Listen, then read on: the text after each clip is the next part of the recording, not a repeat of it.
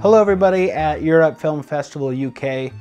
This is Kris Krainock, writer and director of Bizzarro e Fantastico, and I just want to thank you guys for doing this because I'm excited to tell you about the movie.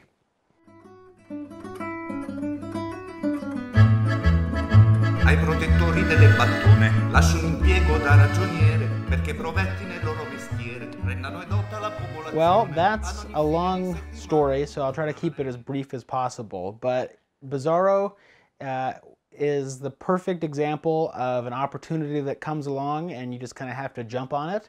I was working on a project called Madam X, which is a feature-length motion picture that we're in a many-year process of trying to raise financing and talk to financiers, and I was in a long process of phone calls and meetings and emails and things getting canceled, and someone's really interested and then they're not so interested, and it was a long game, and I was going to be in Rome, Italy, trying to secure financing for this other project, and I thought, well, I'm in this amazing city, one of my favorite cities.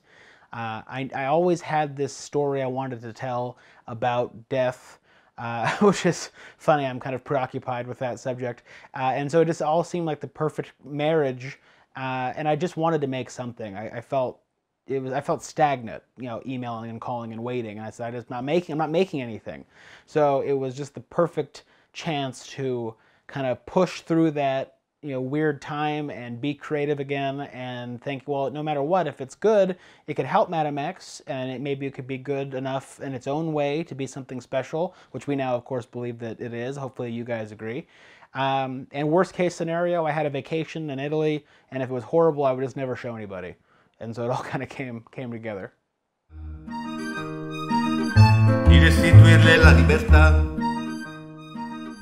Forse una lacrima, forse una sola sulla mia tomba si spenderà. That's another one of those tricky questions about budget, because if you take into account all the things that I used in the film, as many years of accumulating that type of equipment and gear that I was able to take on the trip with me and that I owned or borrowed or rented or whatever it was. But if you think about it, it's really, I had no budget but what we spent on actually making it in the production phase.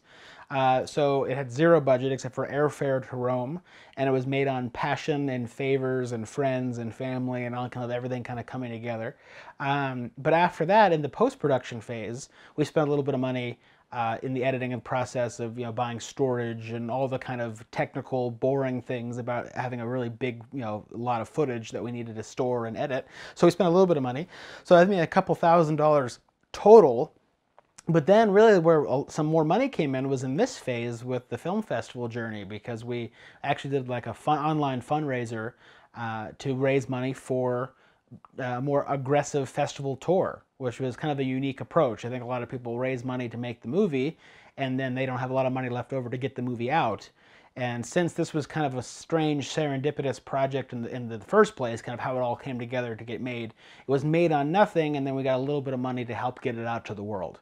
So I'd say all in all, we're looking at, I'd say 5,000, tops, and that's everything up to today.